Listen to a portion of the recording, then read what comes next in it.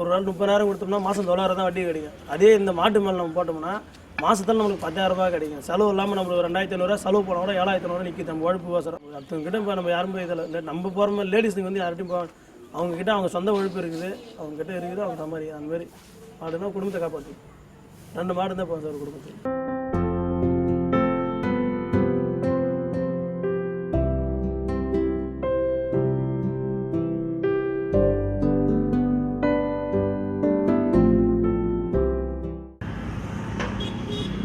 திருவண்ணாமலை பக்கத்தில் இருக்க தென்னரசம்பட்டுன்னு ஒரு கிராமத்துக்கு போயிருந்தோம். இங்கே நல்ல நிலைமையில் லாபத்தில் இயங்கக்கூடிய பால் சொசைட்டி ஒன்று இருக்கிறத பார்த்தோம். இந்த பகுதியில் கிட்டத்தட்ட ஒரு 60-70 பேர் வந்து மாடு வளர்த்துட்ருக்காங்க. ஒரு 300க்கும் அதிகமான மாடுகள் இங்கே இருக்குது.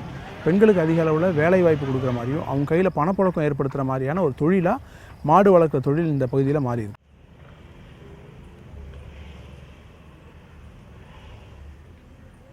காலையில் 4 மணிக்கு எஞ்சி மாட்டை விட்டுமே ஸ்டோரில் பால் கறப்போம்.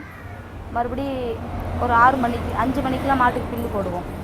மறுபடியும் ஒரு 7 மணிக்கெலாம் மாட்டுக்கு தண்ணி காமிப்போம். கஞ்சி, உளுத்த நொய், புண்ணாக்கு தண்ணி, கடலை பொட்டு, கிழங்கு மாவு, இலத்தவிடு, கோதுமை தவிடு, உப்பு, ஹோட்டல் தண்ணி இதெல்லாம் வச்சு மாட்டுக்கு தண்ணி காமிப்போம். மறுபடியும் 9 மணிக்கு மாட்டுக்கு பில்லு போடுவோம். அவ்வளோதான். மறுபடியும் 12 மணிக்கு தண்ணி காமிப்போம்.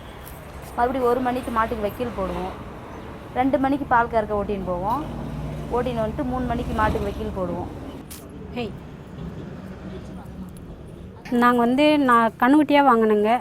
அது எல்லாரையும் சரி மாடு வச்சுருக்குறாங்க, நம்ம வீட்டில் எங்கள் வீட்டுக்காரர்கிட்ட மட்டும்தான் வேலை செய்வேன், வேறு எங்கேயும் வேலைக்கெல்லாம் அனுப்ப மாட்டாங்க. அதால் சரி அதை வச்சுன்னு இருக்கலான்னு கண்ணுக்குட்டியாக வாங்கி வளர்த்து பால் கறந்துன்னு இருக்கிறோங்க. அது எனக்கு யூஸ்ஃபுல்லாக இருக்குது. எங்கள் வீட்டுக்கார் டைலர் வேலை செய்கிறாரு, கடையிலே வேலை பார்ப்போம் அவராகூடிய. அதை பார்த்துன்னு இதை பார்க்கறதுக்கு எனக்கு போதுமான அளவு இருக்குது. அப்படி கடையில் வேலை இல்லைன்னா ஏரி வேலைக்கு போவோம். அதை பார்த்துன்னு மாட்டை பார்த்துக்குவோம். மேய்ச்சல் இருந்தால் ஓட்டின்னு போவோம், இல்லைனா வீட்டிலே கட்டி பில்லு போடுவோம். சாயங்காலம் 6 மணிக்கு அதே கஞ்சி தண்ணி எல்லாமே வச்சுட்டு ஒரு 8 மணிக்காக பில்லு போடுவோம். திரும்பி ஒரு டைம் 9 மணிக்கு பில்லு போடுவோம். அரிசி 1 கிலோ 7 ரூபான்னு வாங்குவோம் ரேஷன் அரிசி. ஒரு மூட்டை தீவனம் 900 ரூபான்னு வாங்குவோம். உளுத்தம்பொட்டு 800 ரூபாய்க்கு வாங்குவோம். மக்காச்சோளம் 600 ரூபாய் 700 ரூபாய்க்கு வாங்கின்னு வரும் ஒரு மூட்டை. ஒரு மாதத்துக்கு தகுந்த மாதிரி வாங்கிட்டு வந்துடுவோம். நாங்கள் அதெல்லாம் ஒரு மாதத்துக்கு வரும்.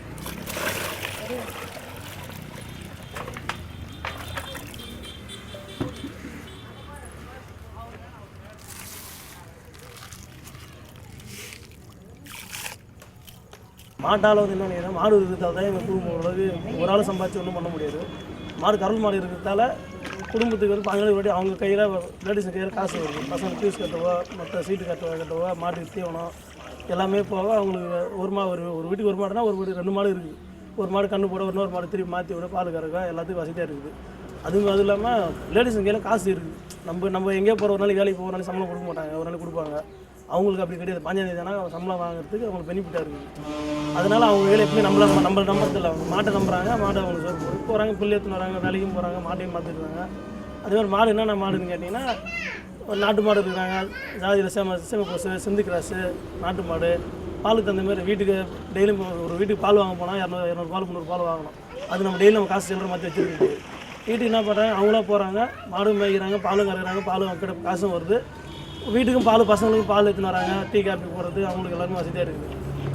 எல்லாமே பெனிஃபிட்டாக இருக்குது சார். அதனால் மாடு எங்கள் கிராமத்துக்கு மாடு சார் மொத்தம் 60 நம்பர் இருக்கிறோம். ஆனால் அது நம்பர்ஸ் 60 பேர் தான். மாடு நோவும் அதிகமாக சார். ஒரு வீட்டுக்கு 4 மாடு 3 மாடு கம்பல்சரி 2 மாடு கம்மியாக யாரும் வச்சல சார். மாடு அந்த அளவு இருக்குது. மாடு அவங்களை காப்பாற்று, என் குடும்பத்தை காப்பாற்றுது.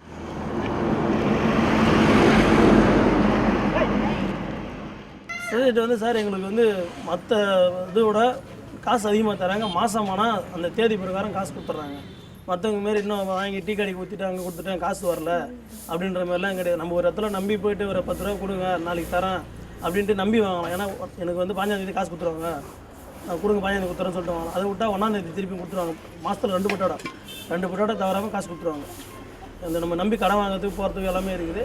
சொசைட்டி அதே மாதிரி பார்த்தீங்கன்னா இப்போ இந்த தீபாவளி பொங்கல்னா போனஸ் தராங்க, ஸ்வீட்டு பாக்ஸு போனஸ் இதுமாரி தராங்க. அதேமாதிரி மாடு இறந்துட்டாலோ டோக்கன் போடுறாங்க. மற்ற டைம் மழை டைமில் இந்த காய்ச்சல் வருது, இந்தமாரி கோமாரி வருது, அது ஒரு அவங்க வரப்போ அவங்களே டாக்டர் அவங்க செலவுலேயே பண்ணி தராங்க. அதுவும் இல்லாமல் நம்ம மாடு இறந்துட்டுனா அது மாடு பணம் என்னவோ அவங்க கொடுத்துட்றாங்க.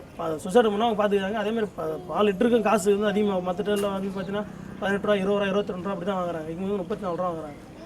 நம்மளுக்கு அந்த டேக்ஸ் அந்த இதெல்லாம் போக இந்த இப்போ பிடி போனால் அதெல்லாம் போக கொடுத்துட்றாங்க நம்மளுக்கு. அதே தீபாவளி பொங்கல் வந்துச்சுன்னா ஸ்வீட்டோ காராமோ அதுக்கு அந்த போனஸ் 1000 ரூபா 1500 ரூபா நம்ம எப்படி ஊற்றுறோமோ பால் அதுமாதிரி வருஷம் கணக்கு அந்த 5 வருஷத்துல நம்ம இருக்கிறோம் அப்படின்னா நீங்கள் ஒரு வருஷம் பாலே ஊற்றலைன்னா கூட உனக்கு போனஸ் தராங்க.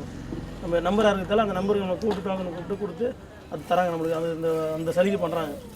ஒரு டோக்கன் போட்டு ஒரு கரண்டி கூட டோக்கன் போட்டுறாங்க. சப்போஸ் ஒரு காய்ச்சல் வந்து கரண்டி இறந்து போச்சுன்னா அந்த கரண்டி இன்னும் டாக்டர் வர வச்சு அதுக்கு இன்னும் அமௌண்ட்டை அவங்க சூசைட் மூலிமா செலுத்திடுறாங்க.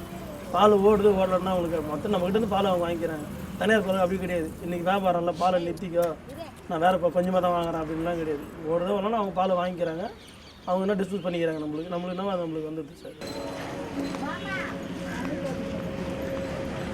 ஒரு நாள் 30,000 கொடுத்தோம்னா மாதம் 9,000 தான் வட்டி கிடைக்கும். அதே இந்த மாட்டு மேலே நம்ம போட்டோம்னா மாதத்தில் நம்மளுக்கு 10,000 ரூபாய் கிடைக்கும். செலவு இல்லாமல் நம்மளுக்கு 2,500 செலவு போனால் கூட 7,500 நிற்கிது. நம்ம உழைப்பு கோசரம் அடுத்தவங்கிட்ட வேலை செஞ்சால் கூலி நம்மளுக்கு கிடைக்கும்ல. அந்த கூலி நம்ம மாட்டுக்கோசரம் வேலை செஞ்சோம்னா நம்ம சம்பளமும் கிடைக்கும். நம்ம அது ஒன்று கைகள் பதில் சொல்ல வேலை கிடையாது. நம்ம மாட்டுனா சொந்தம் நம்ம மாட்டுக்கோசரம் வச்சோம்னா நம்மளுக்கு அந்த எல்லாமே நம்மளுக்கு பெனிஃபிட் மாடு இருக்கிறதால. நம்ம யார்ட்டையும் போய்ட்டு கை கட்டி நிற்கின்றது நம்ம மாடு நம்ம உழைப்பு நம்மளுக்கு பால் இதெல்லாம் நம்ம வீட்டுக்கு எல்லாத்தையுமே சேஃப்டி. நம்மளுக்கு 10 ரூபாய் கடை வேணாலும் மாடு 15 பால் காசு வாங்கி தரேன் சொல்லிட்டு வாங்கி கூட கொடுத்துருவோம். அந்த பால் காசு வந்து நம்ம 2 மாதத்துல எடுத்துக்கலாம். நம்ம போனாரு அதுக்கப்புறம் நம்ம உழைப்பு நம்ம கரண்டி மிச்சம் நம்ம குடிக்கிற பால் மிச்சம் வச்சு மாடு திருப்பி நம்ம மிச்சம் மாடு நம்மளை காப்பாற்று. சாணி எடுக்கிறோம் அது விற்கிறோம் டிப்பரில்.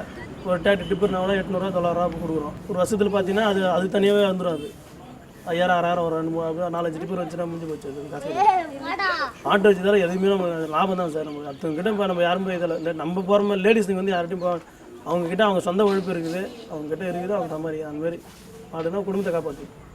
2 மாடு தான் போகும் சார் குடும்பத்துக்கு.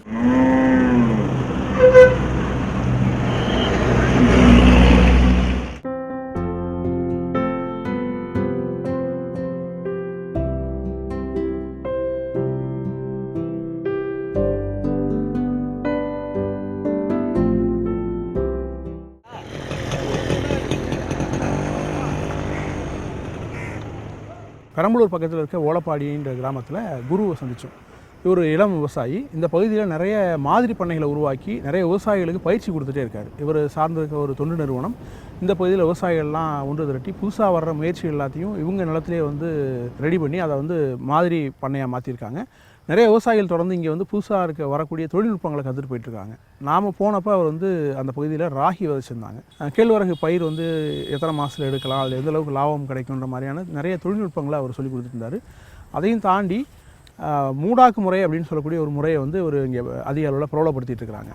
குறைந்த தண்ணீர், குறைந்த செலவு, உழவு பண்ண வேண்டியதுன்ற மாதிரி நிறைய பாசிட்டிவான விஷயங்களை வந்து இந்த மூடாக்கு முறையில் அவர் அறிமுகப்படுத்திட்டு இருக்கிறாங்க.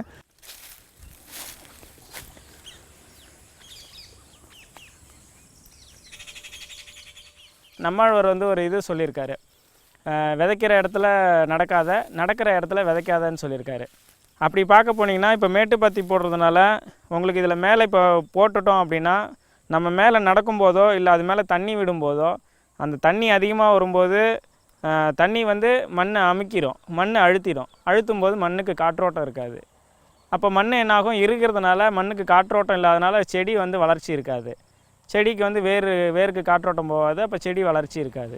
ஸோ இந்தமாரி இப்போ நம்ம மூடாக்கு மேட்டுப்பாத்தி போட்டுட்டோம் அப்படின்னா மேட்டுப்பாத்தி இந்த வாய்க்கால் போட்டுருவோம், வாய்க்காலில் நம்ம நடந்துப்போம், இந்த வாய்க்காலிருந்து அறுவடை பண்ணிப்போம். அப்போ இதில் நடக்க வேண்டிய அவசியம் இருக்காது. ஸோ அப்போ நம்ம இதை மிதிக்க மாட்டோம். மிதிக்காதனால மண் எப்போவுமே பொலப்பொலப்பு தன்மையாக நல்ல பௌதிக தன்மையோடு இருக்கும். மேட்டுப்பாத்தி போட்டுட்டோன்னா அதுக்கப்புறம் நிரந்தரமாக எப்போவுமே உழவு ஓட்ட தேவையில்லை. உழவு ஓட்ட தேவையில்லைங்கும்போது உங்களுக்கு உழவு செலவு மிச்சமாகிடுது. இதில் வந்து மூடாக்கு முறைன்னு ஒரு இது இருக்குது. மூடாக்கு முறை போடுறதுனால களை எடுக்கிற செலவு மிச்சமாகுது. களைகள் வந்து ஒரு 80-70% களைகள் வந்து இதில் கட்டுப்பட்டுரும். 80% களைகளுங்கும்போது நமக்கு அதிகமாக வந்து வேலை இருக்காது. அப்படி பார்க்கும்போது உங்களுக்கு அது ஒரு அட்வான்டேஜ். 3வது வந்து தண்ணி செலவு வந்து குறையும். தண்ணி வறட்சி நாளில் தண்ணி வந்து அதிக தேவை இல்லாமல் ஒரு மாதத்துக்கு வந்து 15 days ஒன்ஸ், ஒரு 15 நாளைக்கு ஒரு முறை நீங்கள் தண்ணி கொடுத்துட்டிங்கன்னா உங்களுக்கு தண்ணி செலவு மிச்சமாகிடும்.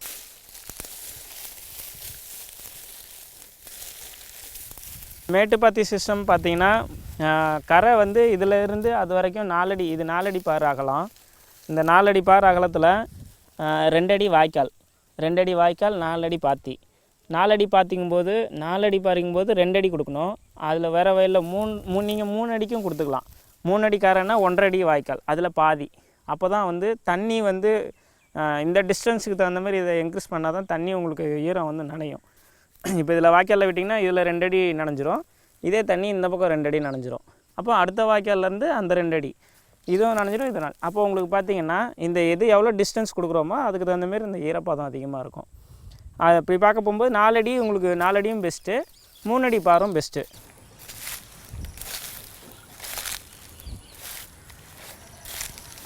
இப்போ இதில் மூடாக்கு போடுறதுனால இதில் வந்து ஈரம் வந்து பாருங்கன்னா இந்த மண்ணை பார்த்திங்கன்னா மண்புழு சாப்பிட்டுட்டு மண்ணை வந்து சாஃப்டாக இருக்கும், இந்த மாதிரி இருக்கும். இப்போ தண்ணி விடும்போது இந்த களைகள்லாம் வந்து பார்த்திங்கன்னா இதில் மூடி இருக்கிறதுனால களைகள் வெளியில் வராது, அப்படியே உள்ளே இருந்து காஞ்சி சூரிய வெளிச்சம் படாதனால உங்களுக்கு காஞ்சி இதாகிடும். இந்த ஈரம் வந்து கரெக்டாக உங்களுக்கு இருக்கும், பொலப்பொலப்பு மண்ணோட தன்மை வந்து பொலப்பொலப்பு இருக்கும். இப்போ மண்புழுக்கள் பார்த்திங்கன்னா இதில் ஓட்டை போட்டு உங்களுக்கு மண்ணை வந்து கொஞ்சம் ஃப்ரீயாகவே வச்சுருக்கும். எப்போவுமே ஈரம் இருக்கிறதுனால மண்புழு வந்து போயிட்டு வந்துட்டு இருக்கிறதுனால உங்களுக்கு ஈரம் கரெக்டாக இருக்கும். ஸோ இந்தமாரி மூடாக்கு போட்டுட்டு இதில் வந்து சம்மங்கி வந்து 1 அடிக்கு ஒரு சம்மங்கி, இதுலேருந்து 1 அடி வரும், இதிலேருந்து 1 அடி சம்மங்கி. அப்போ 3 ரோ சம்மங்கி போட்டிருக்கேன். 3 ரோ சம்மங்கிக்கு நடுவில் நீங்கள் உளுந்து போட்டுக்கலாம். இந்த சம்மங்கியை விட வளராத பயிர் உளுந்து, வெங்காயம் இந்த மாதிரி பண்ணிக்கலாம்.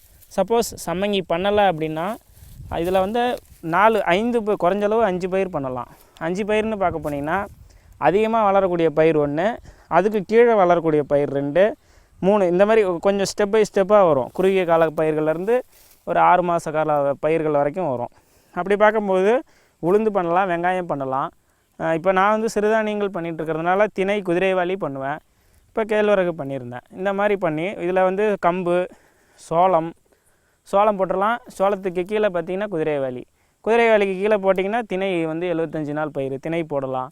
கேழ்வரகு, அதுக்கு கீழே உளுந்து, வெங்காயம் இந்த மாதிரி பயிர்கள் பண்ணிக்கலாம். 2 அடி பார் அப்படிங்கிறதுனால இப்போ இந்த தடவை வந்து போன தடவை போட்ட கேழ்வரகு தட்டையை வந்து அறுவடை பண்ணி இப்போ இதிலேருந்து தட்டையை எடுத்து இப்போ இதில் மட்டும்தான் முன்ன மூடாக்கு போட்டிருந்தேன், முன்னே இங்கே போடலை.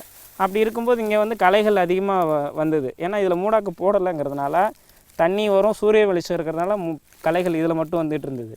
இப்போ என்ன பண்ணியிருக்கேன், இந்த கேழ்வரகு தட்டையை மூடிட்டு இதில் அறுவடை பண்ணி இதில் மூடிட்டேன்.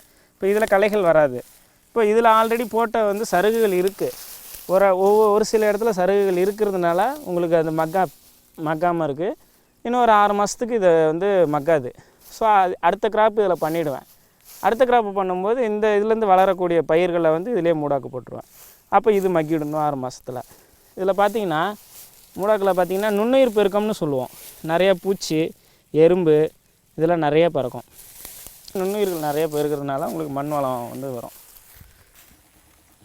ஸோ இதில் பார்த்திங்கன்னா இருங்கு சோளம், இதில் இடையில இருங்கு சோளமும் போட்டுட்டிங்கன்னா உங்களுக்கு சோளம் அதிகமாக அதிலே போயிடும். இதில் தட்டைப்பயிர் போட்டிங்கன்னா தட்டைப்பயிர் இதில் ஏறிக்கும், உங்களுக்கு 2 பயிர்கள் கிடச்சிரும். அதில் பொதுவாக சோளம்னு பார்த்திங்கன்னாவே ஒரு சோளம் போட்டிங்கன்னா அதில் ஒரு பயிர் மட்டும்தான் போகும். ஆனால் இருங்கு சோளத்தில் ஒரு என்ன அட்வான்டேஜ்னால் இதில் வந்து தூர் அதிகமாக கட்டும். பார்த்திங்கன்னா ஒரு சோளத்துக்கு குறைஞ்சபட்சம் ஒரு 7-8 தூர் கட்டும். பாருங்கள், 1 2 3 4 5 தூர் கட்டியிருக்கு. இப்போ 5 தூருங்கும்போது 7 தூர் இதில் நிறைய தூர்கள் கட்டுறதுனால உங்களுக்கு சோளம் வந்து நிறைய கருது கிடைக்கும், நிறைய வந்து உங்களுக்கு இது கிடைக்கும். இப்போ தட்டைப்பயிர் இதிலே நீங்கள் ஏற்றி விட்டுறலாம்.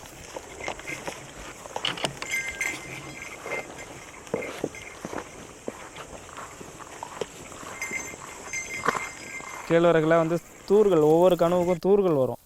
அப்படி பார்க்கும்போது ஒரு தடவை அறுவடை பண்ணிவிட்டு நீங்கள் இதிலேருந்து வர்றப்போ இதை வந்து ஃபஸ்ட் டைம் அறுவடை பண்ணிட்டீங்கன்னா அதுக்கு கீழே வந்து ஒவ்வொரு கனவுக்கும் தண்ணி விடும்போது அதுக்கு தூர் வரும், அதுலேயும் ஒரு சில தானியங்கள் வரும். அப்படி பார்க்க போகும்போது உங்களுக்கு ஈல்டு வந்து இருந்துக்கிட்டே இருக்கும், விளைச்சல் இருந்துக்கிட்டே இருக்கும், அறுவடையும் பண்ணிக்கிட்டே இருக்கலாம். பொதுவாக வந்து இதுக்கு உரமோ பூச்சி மருந்து, பூச்சி தாக்குதல் எதுவுமே சிறுதானியங்களில் எதுவுமே இருக்காது. சிறுதானியங்கள்னு பார்த்தா இது மட்டும் இல்லாமல் கம்பு, சோளம், குதிரைவாலி, திணை, சாமை, இதெல்லாம் வந்து வரகு, கேழ்வரகு இது எல்லாமே இருக்குது. எந்த வகையான சிறுதானியம் எல்லா சிறுதானியங்களுக்குமே நீங்கள் வந்து ரசாயன உரமோ பூச்சிக்கொல்லியோ கொடுக்க வேண்டிய அவசியம் இருக்காது. அப்படி பார்க்கும்போது உங்களுக்கு செலவு கம்மியாக தான் வரும். செலவு கம்மியாக வரும்போது இப்போ சிறுதானியங்களுக்கு மார்க்கெட்டில் டிமாண்ட் ஜாஸ்தியாக இருக்குது, மக்களிடையே வந்து விழிப்புணர்வு அதிகமாக இருக்குன்றதுனால நிறைய பேர் இதை பயன்படுத்துகிறாங்க, விலை அதிகமாக கிடைக்கிது, உங்களுக்கு செலவு மிச்சமாகிறதுனால விவசாயிகளுக்கு லாபம் அதிகமாகுது. இப்போ இது வந்து இந்த மாடல் பார்த்திங்கன்னா மல்ச்சிங் ஷீட்டு, இது ஒரு மூடாக்கு தான். அது வந்து நம்ம இயற்கை மூடாக்கு பண்ணி மேட்டுப்பாத்தி பண்ணி அதில் நம்ம பயிர் பண்ணுறோம். இயற்கை மூடாக்குக்கும் செயற்கை மூடாக்குக்கும் என்ன வித்தியாசம் அப்படிங்கிறத காமிக்கணுங்கிறதுக்காக இந்த ஒரு 1/4 ஏக்கரில் ஒரு சின்ன மாடல் ஒரு மாதிரி பண்ணி உருவாக்கியிருக்கேன். இப்போ இதில் பார்த்தீங்கன்னா இதில் வந்து மல்ச்சிங் ஷீட் போட்டிருப்பேன். இதில் பார்த்தீங்கன்னா மல்ச்சிங் ஷீட் இருக்கும். அந்த ஷீட்டை வந்து விரிச்சிட்டு 10 அடி பாத்தி பிடிச்சிட்டு இந்த 10 அடி பாத்தியில் ஷீட்டை விரிச்சிட்டு ஷீட்டுக்கு ஹோல், ஒவ்வொரு ஷீட்டுக்கும் ஹோல் போட்டுட்டு அந்த ஹோலில் பயிர் வச்சுட்டேன். இப்போ இந்த மற்ற இடங்களில் களைகள் வராது. இப்போ இந்த ஷீட்டுக்கு கீழே தண்ணி போகும்போது மண் வந்து ஈரமாக இருக்கும், மண் பளபளப்பாக இருக்கும். மண் ஈரமாக இருக்குது, பளபளப்பாக இருக்கும், களைகள் வராது. இந்த ஷீட்டுக்கு பக்கத்தில் நடக்கிறதுக்கு மட்டும் 1/2 அடி விட்டுறதுனால இதில் மட்டும் களைகள் வரும். அந்த களைகளை மட்டும் நம்ம எடுத்துகிட்டால் போதும். இது வந்து ரெண்டாவது, இது மக்காது, இது பிளாஸ்டிக் மக்காது, கிழிஞ்சி வேஸ்ட்டாக போயிடும். மக்காதனால பிளாஸ்டிக் மக்காதனால பிளாஸ்டிக்கை நம்ம யூஸ் பண்ணக்கூடாது. ஆனால் இந்த பிளாஸ்டிக் இந்த மூடாக்கு முறை பார்த்திங்கன்னா இது வந்து செலவு ஜாஸ்தி. இப்போ இது ஒரு மீட்ரு வந்து ஒரு பேப்பர் ஒரு மீட்ரு வந்து 40 ரூபா 48 ரூபா வந்து கொடுக்குறாங்க. கவர்மெண்ட்டில் வந்து சொட்டு நீர் பாசனத்துக்கு மட்டும்தான் இந்த ஷீட் கொடுக்குறாங்க. அப்படி இருக்கும்போது நீங்கள் இந்த மல்ச்சிங் இந்த மூடாக்கை நீங்கள் யூஸ் பண்ணிங்கன்னா ஒவ்வொரு வருஷமும் நீங்கள் புது பேப்பர் போட்டுக்கிட்டே இருக்கணும், அது வேலை இருந்துக்கிட்டே இருக்கும், இது செலவும் ஜாஸ்தி. அது இயற்கை மூடாக்குன்றதுனால உங்களுக்கு செலவு கம்மி, மண் வளம் அதிகமாகுது. இது வந்து மண் வளமாகாது, களைகள் கட்டுப்படுத்தலாம், தண்ணி மிச்சப்படுத்தலாம். இதில் 3 அட்வான்டேஜ் வந்து சொல்லியிருக்கேன். ஒன்று வந்து உழவு, 2வது வந்து களை, 3வது வந்து தண்ணி அதிக தேவையில்லை, 4வது வந்து மண் வளம் நல்லா பாதுகாக்கப்படுது, மண் வளம் அதிகமாகுது. இயற்கையாகவே மண் வளம் அதிகமாகுது. இயற்கையாக மண் வளம் அதிகமாகிறதுக்கு என்ன காரணம் அப்படின்னா மண்புழுக்கள் இந்த மாதிரி மக்குகள் அதிகமாக போட்டு மக்க வைக்கிறதுனால மண்புழு இயற்கை இயல்பாகவே வந்து உருவாகிடும். அப்போ மண் வந்து வளமாகிடுது. மண்புழுக்கள் நமக்கு திருப்பி மண்ணிலே வந்து கிடச்சிக்குது. தனியாக அதுக்குன்னு மண்புழு உரமோ வந்து இதுவோ போடணுன்ற அவசியம் இல்லை. குருவோட வயலில் வந்து மேட்டுப்பாத்தி அமைச்சிருந்தார். மேட்டுப்பாத்தியும் அதோடு சேர்த்து மூடாக்கு முறையிலையும் அவங்க விவசாயம் பண்ணிகிட்டு இருந்தாங்க. ஒரு 3-4 வகையான பயிர்களை ஒரே நேரத்தில் பயிரிடுறது, அதில் கிடைக்கிற லாபத்தை வருஷம் முழுக்க எடுத்துக்கிறதுங்கிற மாதிரியான ஒரு மாடலாக தான் குருவோட மாடல் இருக்குது. மேட்டுப்பாத்தியும் மூடாக்கு முறையும் செலவை குறைக்கிறதுல மிக முக்கியமான பங்கு வகிக்குது. விவசாயத்தில் செலவை குறைக்க லாபம் அதிகரிக்குங்கிறது தான் முக்கியமான உண்மை.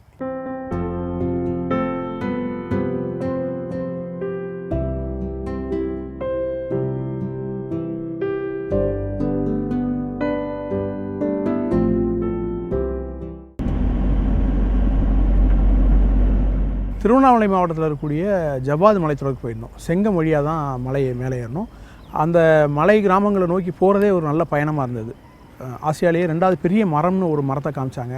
அந்த பகுதியில் வந்து திணை மாதிரியான வகைகளில் விவசாயம் பண்ணிகிட்டு இருக்கிறது காமிச்சாங்க. மலை வாழை வந்து விவசாயம், இது எல்லாமே நம்ம பிளைனில் அல்லது சமவெளியில் பார்க்குற விவசாயத்துக்கும் அங்கே மலைகளை பண்ணுற விவசாயத்துக்கும் நிறைய வித்தியாசம் பார்க்க முடிஞ்சுது. குறிப்பாக வந்து திட்டு மாதிரி சின்ன சின்ன அடுக்குகளாக வந்து விவசாயம் பண்ணிகிட்டு இருக்கிறத பார்க்க முடியுது அந்த பகுதியில்.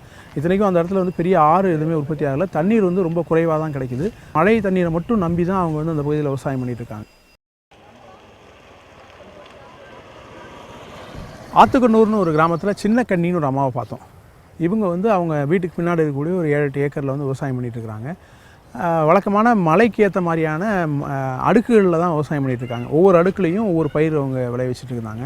குறிப்பாக நாங்கள் போனப்போ வரகு வந்து அவங்க அறுவடை முடிஞ்சு அதை வந்து பதப்படுத்திட்டு இருந்தாங்க. வரகு வந்து மண்ணோடு போட்டு கலந்து அதை காய வச்சு அதை அப்புறம் இடித்து அதுலேருந்து கிடைக்கக்கூடிய அந்த அரிசியை எடுத்து தான் அவங்க வந்து சமையலுக்கு பயன்படுத்துகிறாங்க. குறிப்பாக மலையின மக்கள் அல்லது மலைவாழ் மக்கள் அதிக அளவில் இது மாதிரி சிறுதானியங்களை தான் முழுக்கவே பயன்படுத்தி இருந்திருக்காங்க. ஆனால் நாளடைவில் இப்போ வந்து ரேஷன் அரிசி வர ஆரம்பித்த பிறகு இதை நாங்கள் விற்றுட்டு ரேஷன் அரிசி அதிக அளவில் சாப்பிட்றோன்ற மாதிரியான ஒரு விஷயத்தை தான் முன் வச்சாங்க அவங்க. இந்த ஆஞ்சி ஞாபகம் இது ஞாபகம்னா தான் கல், இல்லைனா கம்மியான கல் இருக்காது, அரைக்க முடியாது. அப்புறம் நாம் ஆய முடியாது. நிலத்தில் போட்டு நம்ம களை எடுத்து 3 மாதம் பொறுத்து பெரட்டாசி மாதம் அறுப்பு வருது.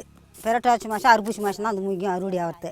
அறுவடை ஆச்சுனாக்கா நாம் அந்த ரொட்டி நம்ம தேவைந்தாக்கா உணர்த்தி கல்லில் உடச்சி கையில் குத்தி கல்லில் அம்மிக்கல் இயந்திரக்கல் இல்லையா அதில் அரைச்சி ரொட்டி போட்டு சாப்பிட்டா சூப்பராக இருக்குது. கீரை குழம்புக்கு களைக்கோட்டை அதுனாக்கா அரிசி சட்னி பறிச்சுன்னா அது சாப்பிட நல்லா, ஊறுகாய் சேச்சா ரொட்டி வச்சுன்னு சாப்பிட்டா நல்லாக்கும். அதுக்கு சாம சோறு ஆக்கினாலும் எக்கிரி குழம்பு பருப்பு குழம்பு அது அந்த இந்த வர சோறு ஆக்கினா சூப்பராக இருக்கும்.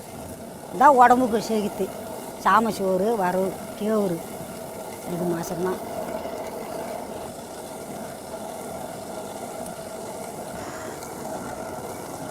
இப்போ புத்து ஏறலையா கொல்லலை, அது எடுத்துன்னு வந்து தண்ணியில் கரைச்சி அவன் மண் பிடிச்சி ஒன்ட்டி விட்டுட்டுக்கிறேன். எப்போ என்ன சேர்த்து போனால் ஆஞ்சி அது கல்லில் உடச்சி அவ்வளோ தான் குத்தும் நான்.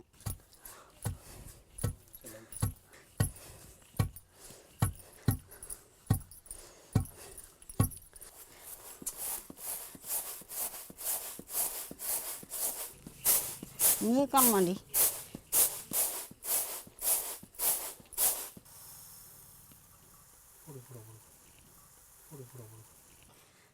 அரிசி ஆயிடுச்சு நல்லதான் புடச்சி ஆஞ்சி உடச்சி மாவாக்கி தான் சாப்பிடுங்க. மாவெல்லாம் இல்லை, இது அரைச்சிக்கணும், அது கல்லில் அரைக்கணும். அது அரிசி மாதிரி தான். இது மாதிரி கற்று இப்போ இப்படியே அரைக்கலாம். இப்படி அரைச்சா தான் நல்லா இருக்கும் ரொட்டி சாப்பிட்டாக்க. அரிசி மிஷினில் கொடுக்கலாம், கல்லில் அரைக்கலாம். நடராஜு போகிறாங்களா, உன்னை நல்லபடியாக பார்த்துக்கிறாங்களா, காசு கொடுக்குறாங்களா உங்கள்கிட்ட?